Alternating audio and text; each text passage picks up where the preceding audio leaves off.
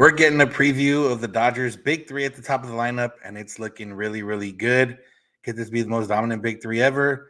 We'll look into it and more coming up on Locked On Dodgers.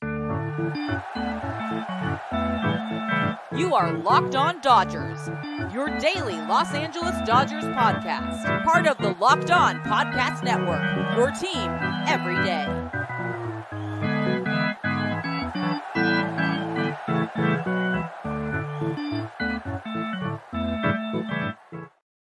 Yo, Dodger fans. Welcome to Locked On Dodgers. We are part of the Locked On Podcast Network, the number one local sports daily podcast network. Locked On, your team every day. Today's episode is brought to you by Game Time. Download the Game Time app, create an account, and use code Locked On for $20 off your first purchase.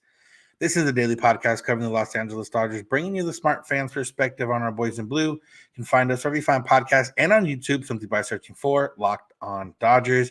And if you want to become an everydayer, all you have to do is listen or watch every day, which can be made easier by subscribing and be notified when our episodes are ready for you. If this is your first time listening, watching, welcome. I'm Vince Samperio, joined by co-host Jeff Snyder. Jeff and I are both lifelong Dodger fans that have covered the team via this podcast for 5 years now. We have watched a lot of Dodger games in our life. We've covered the team for various outlets in the past, and we've done a lot of things involving the Dodgers. We're not quite insiders, but we're here to bring you what we believe is some smart and rational takes about the Dodgers.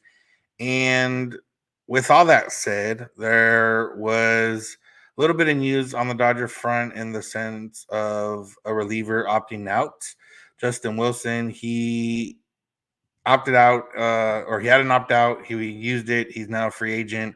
We'll talk about that in the last segment, what that means for the Dodgers and their bullpen and how comfortable they are with it. But we got to look at the Dodgers' big three at the top of the order the last few weeks since they've all been playing in spring games. And it's looked so good so far for the Dodgers. It was a big game for Ohtani yesterday. He had 3 hits, one of those being a home run.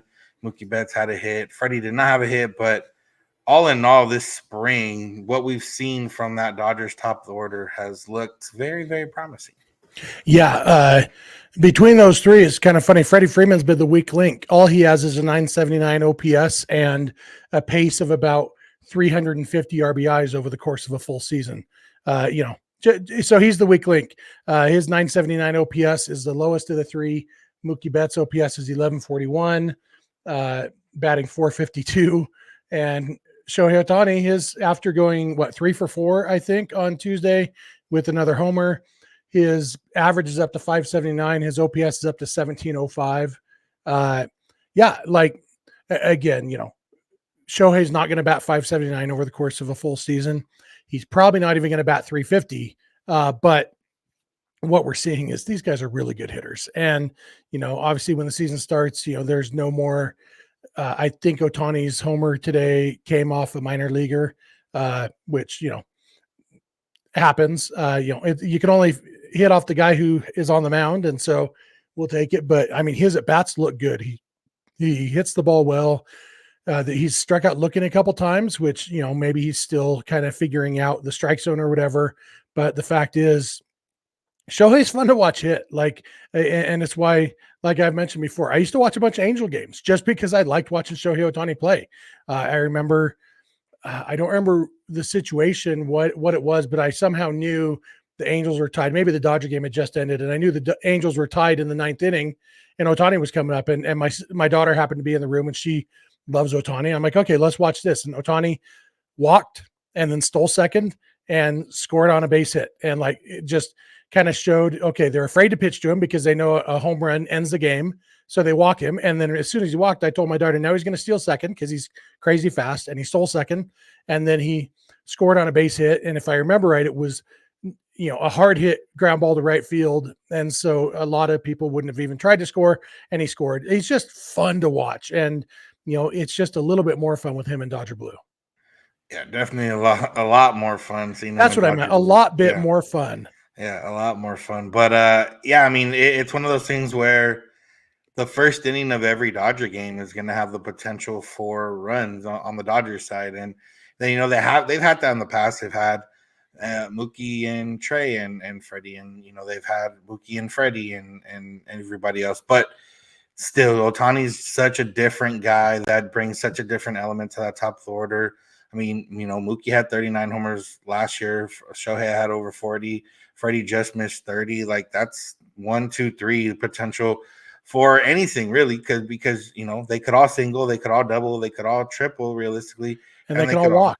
Yeah, they could all walk, they could all homer. So, and if need be, they could all steal a base, although Otani's probably the most likely, assuming they give him a green light this year to steal a little bit. So it's so fun to think about. And, it's kind of funny that the one game I did go to this spring was when none of them got any hits. Luckily that game got canceled. So I don't know if the stats still count or not, but yeah, I mean, it's not going to happen that often where that happens. Yeah, for sure.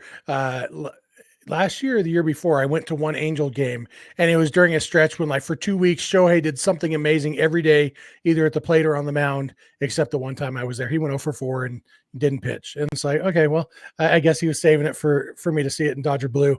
Mookie, too, has been like, it feels like Mookie's been hitting the ball really, really hard this spring. Like, even his base hits, they're like line drives. And we saw on Tuesday, he had one at bat where he ripped a foul ball that I think had home run distance down the left field line. And then he hit another fly ball that was just foul down the left field line. And then he ripped a base hit. And Rick Monday said, Mookie saw 3 pitches in that at bat and he was not fooled by any of them. And yeah, I mean, he's just hitting the ball hard. And I don't know if it's different microphones at Camelback Ranch.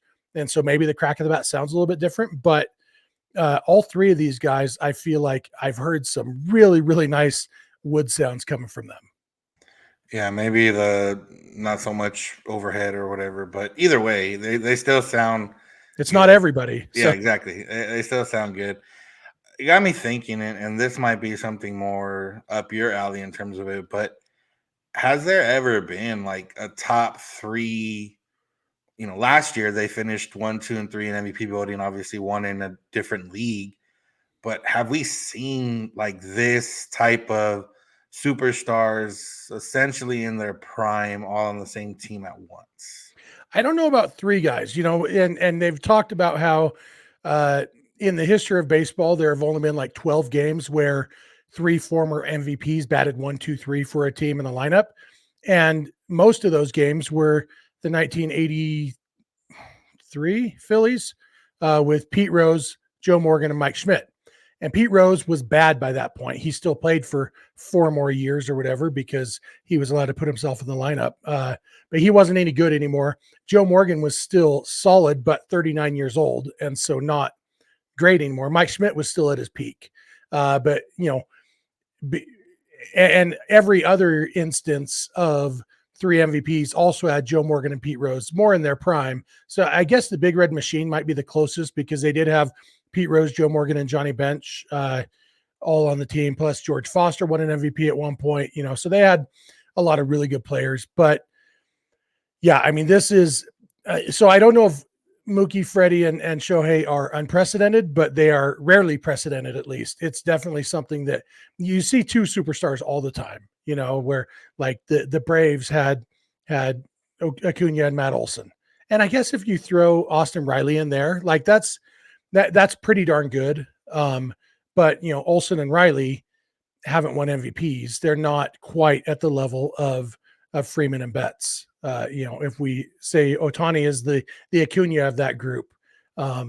Yeah. So, there have been some good lineups, but this has potential, especially this top tier has potential to be really, really special. Yeah. And we're going to get to enjoy that all winter and spring. Well, first spring and then winter. Not winter, spring and then summer long. It's still winter now. I'm enjoying it right now. Yeah, that's true. So 3 seasons that we'll get to enjoy them all over the course of 1 season for the Dodgers. So there was something else that we're going to look forward to looking at this spring and summer. That's Tyler Glasnow, not just for his good looks, but also for the way he pitches on the mound.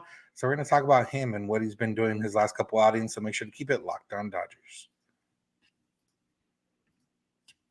Today's episode is brought to you by PrizePicks. Football season's over, but the action on the floor is heating up, and whether it's tournament season or the fight for playoff home court, there's no shortage of high-stakes basketball moments this time of year. Get in on the excitement with PrizePicks, America's #1 fantasy sports app, where you can turn your hoops knowledge into serious cash. You can win up to 100 times your money on PrizePicks with as little as 4 correct picks. You can turn $10 into $1,000 with NBA, NHL, and college basketball entries today on PrizePicks, America's #1 fantasy sports app. But if you aren't into hoops, you can still get in on PrizePicks because they have you covered with baseball. And if you go to MLB season and you look at 10 plus strikeout games, they have a list of pitchers and the over-under for how many 10 plus strikeout games they will have. If you look, there's only one Dodger on this list, and it's Yoshinobu Yamamoto. He said at 2.5. You definitely got to go over there. He's going to have at least 3 starts with 10 plus strikeouts. You got to imagine there's a handful of other pitchers you can look at and build out your PrizePicks entries. So go check it out right now and get in on it. Go if you download the app today and use code LOCKEDONMLB, you get a first deposit match up to $100.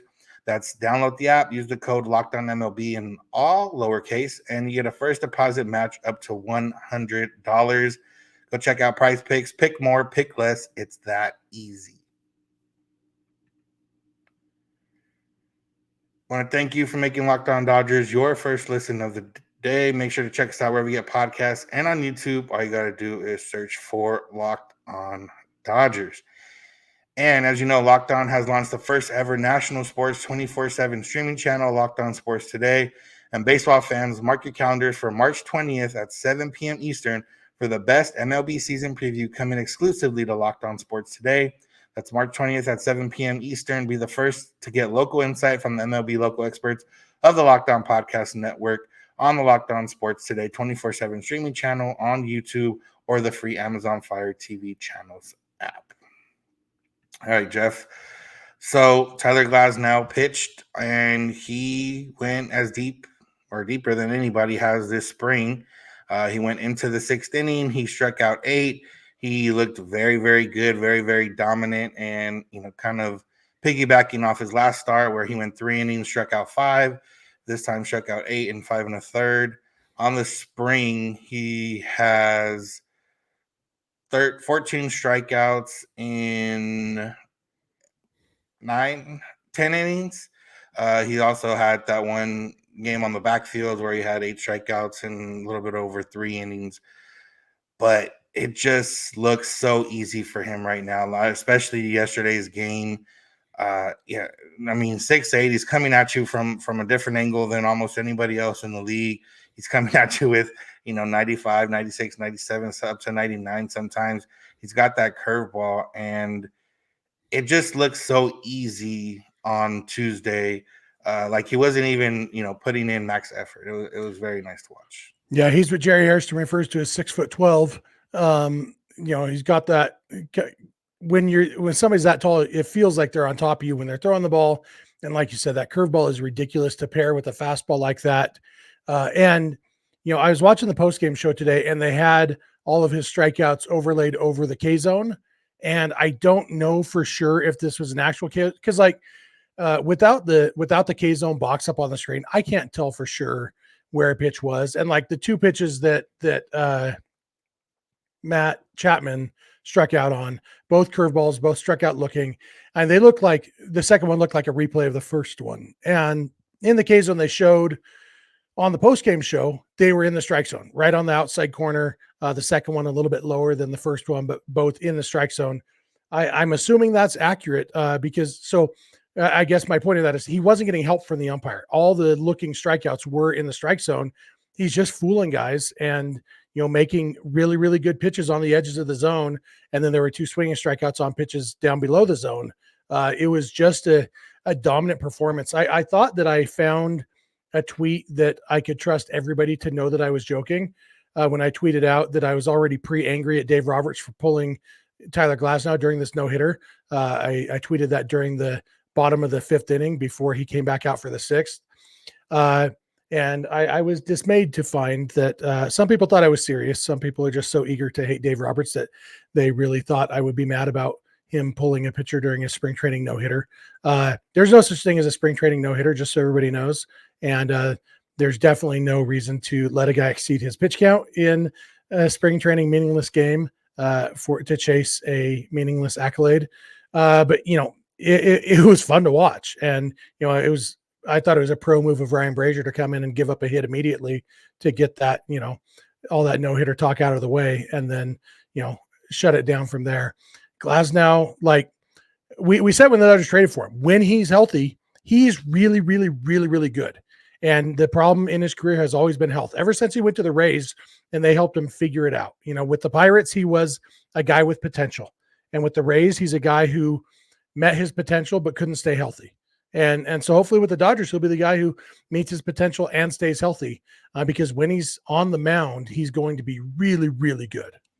Yeah, and we talked about it a little bit yesterday with him being named the starter for the first game. And when all is going well, Tyler Glasnow is the ace of this staff, regardless of anybody else going well, because of the stuff he has, because of what he's shown in the past, and just because of the presence he has on that mound. And no shade to anybody else in the Dodger rotation, but this guy, it can be a tick above when everything's clicking. And we've seen that. We saw a little bit yesterday. We've seen flashes here and there. And I think the biggest difference for him between some of these other guys is the fastball up and down in the zone. He works it very well down in the zone, but he also works it well up the zone. And from what we've seen from Dodgers pitchers, they like to work up in the zone. You would think it might be a little tough for a guy his size to work it up there, but he's gotten it done in the past. Not so much on Tuesday, but he's done it in some of his previous starts. And then he can get it down in the zone. And when you got a guy, like I said, 6'8", coming at you, feels like he's releasing the ball right in front of you, and you don't know whether 98 is going to be at your shoulders or at your knees. It's crazy how people even get hits off this guy. Yeah, for sure. It's going to be so fun to watch. And like I remember in the 2020 World Series, like being scared of Glasnow, and the Dodgers were able to break through. The Dodgers that postseason, they weren't going to let anybody stop them. But he's legitimately scary to go up against in a postseason game, and obviously not invincible. Nobody is, but he's scary, and it's exciting to have that scary guy on our side. Hopefully, he'll be healthy in October. Hopefully, if he does have any health issues, they'll happen mid-season, and he can get healthy for October. I'm just hoping for a fully healthy season because it's Cy Young quality. It is like when he's on the mound, he has potential to be on any given day the best pitcher in baseball. That's how good his stuff is. Like his fastball is one of the fastest in baseball. The curveball is ridiculous. He's got a slider. The slider, like I think the swings and misses in the dirt were mostly sliders.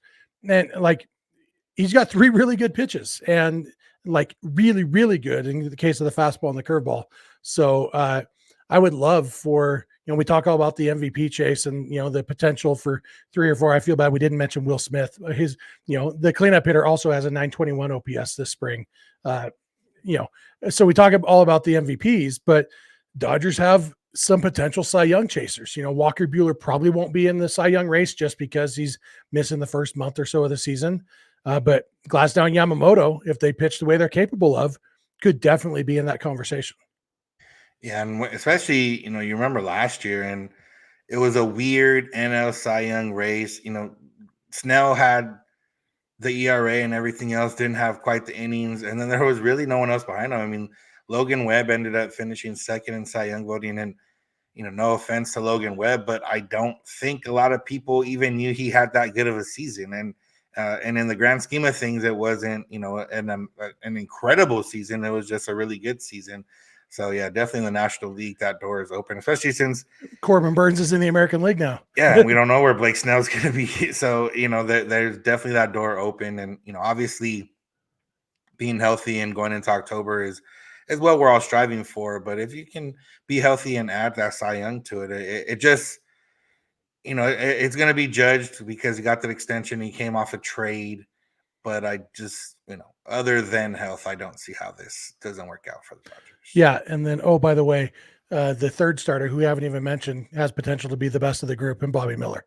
I'm not going to put that pressure on him in his sophomore season, but like we talk about guys with multiple good pitches and really good fastballs, Bobby Miller is kind of a mirror image of Tyler Glasnow there. So I guess mirror image would be a left-hander looking through a glass window and emulating him and saying, man, I wish I was 2 inches taller. It could be an exciting year on the mound for the Dodgers too. Yeah.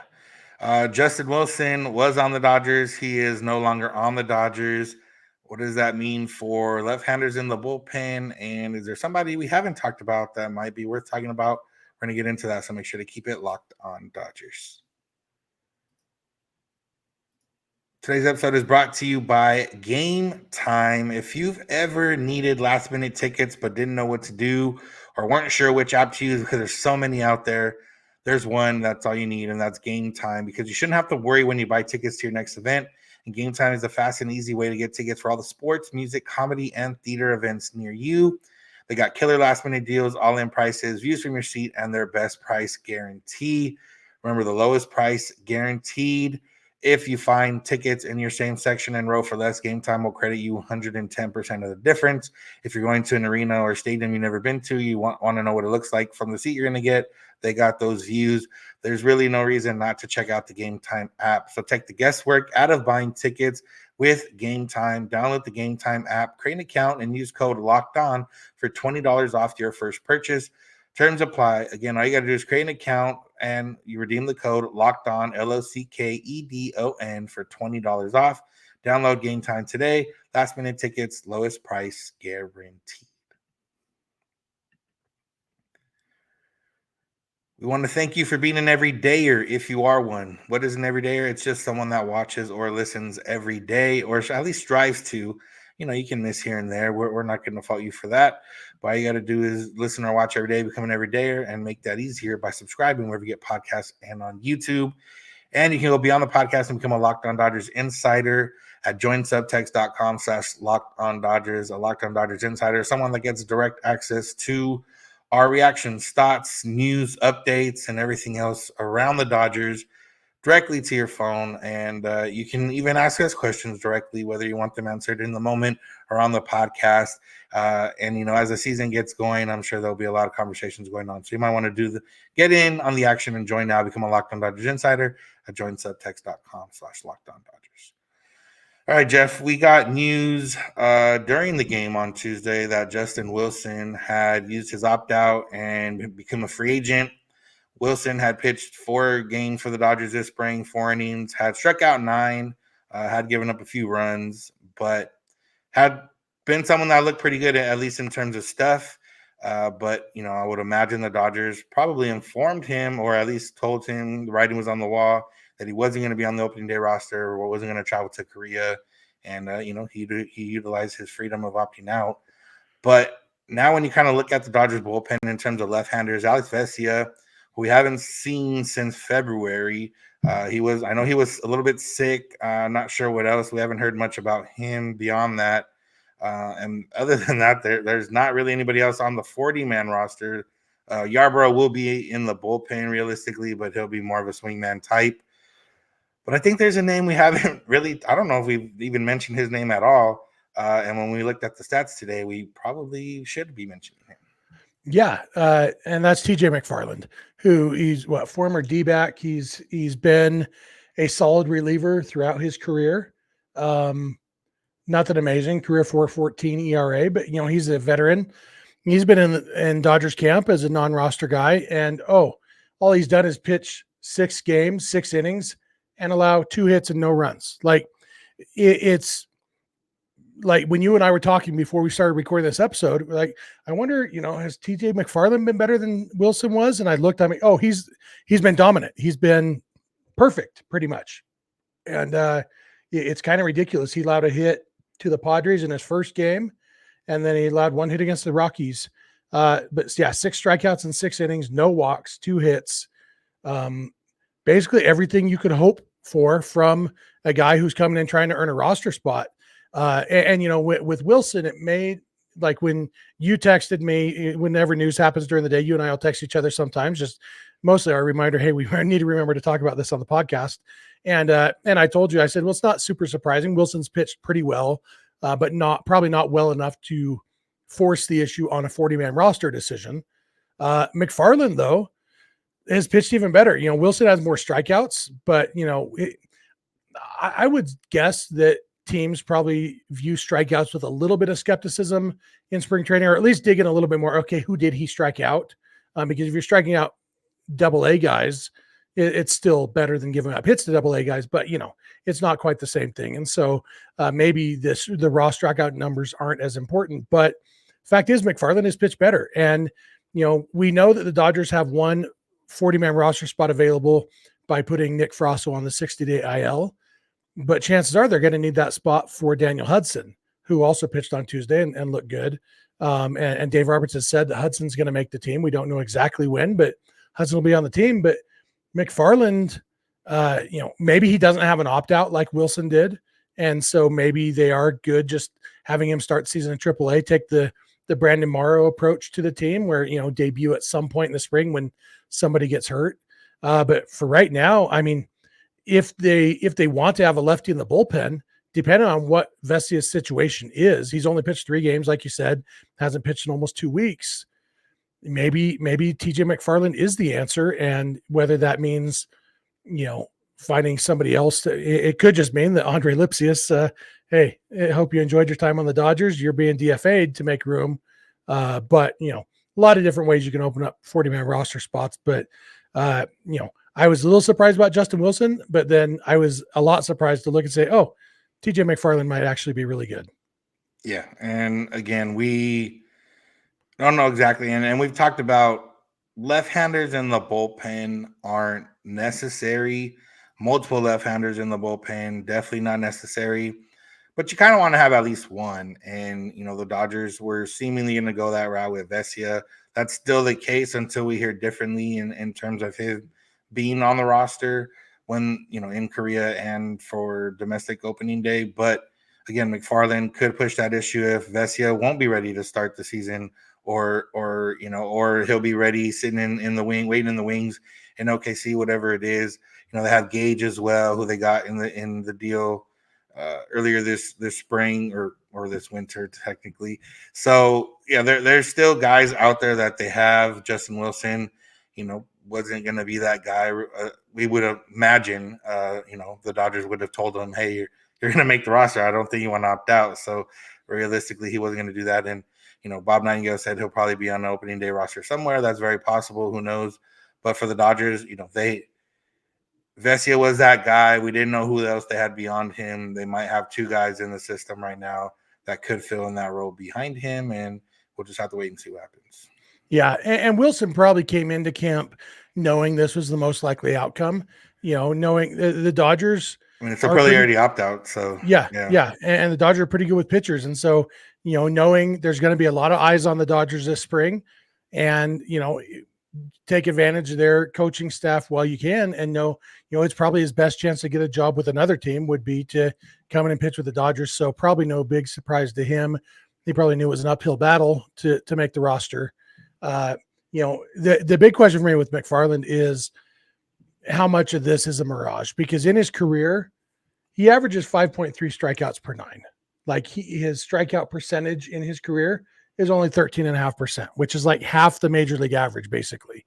And so, obviously he's got 6 strikeouts in 6 innings this spring, but like I just said, who are those strikeouts against? How real is that? And the question will be when guys start making more contact, when you're facing big leaguers, will he be an illusion, a mirage? And so I guess for that reason, he probably is most likely to start in AAA and, make sure he can do it there.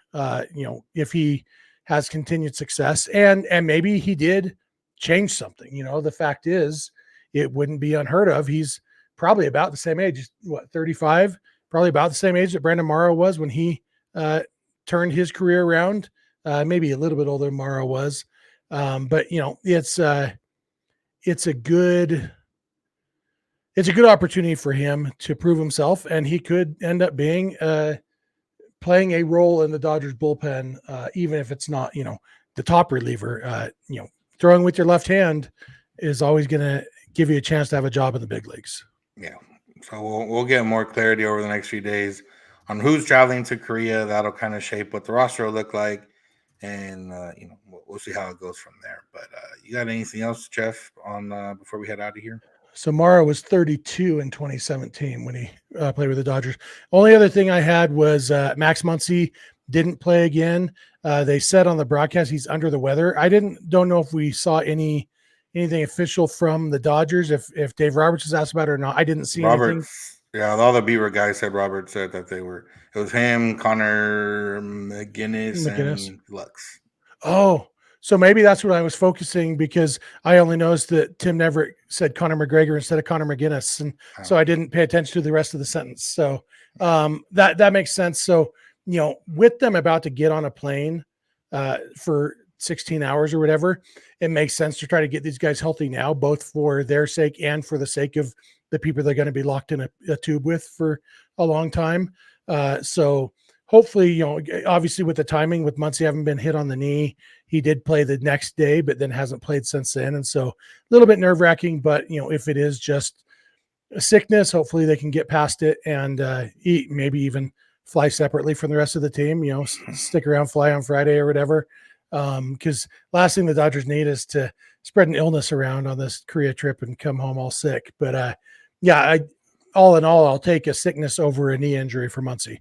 Yeah, I think they said Muncy was on the other side of it, so he might play before they head out. But, even if he doesn't, not a huge deal. If he stays home one extra day, make sure everybody's getting right. So that's going to do it for today's episode. Thank you all for listening. Thanks for making Locked On Dodgers your first listen of the day. Make sure to find us wherever you get podcasts and on YouTube. All you got to do is search for Locked On Dodgers. Remember, you can go to YouTube for some other 24/7 streaming channels from the Locked On Podcast Network, Locked On Sports Today and Locked On Sports Los Angeles, covering the biggest news and stories from the sports world and the LA sports world from Locked On hosts, experts, and more. You can also go beyond the podcast and become a Locked On Dodgers insider at joinsubtext.com/LockedOnDodgers. Text directly with us and get thoughts, reactions, news, and updates and more, all directly to your text messages. So go check that out.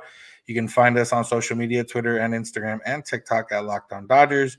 Jeff is on Twitter as Snydog. I'm at Vincents91. You can DM either of us if you have any questions or comments. You can also send those via email, LockedOnDodgers@gmail.com, or via voicemail text at 323-863-5625. We're here every weekday morning, and we hope you'll be here with us. When you get in your car, if you're at home, tell your smart device, play podcast Locked On Dodgers. And remember, you don't have to agree. You just have to listen. Have a good one. We'll talk to you tomorrow.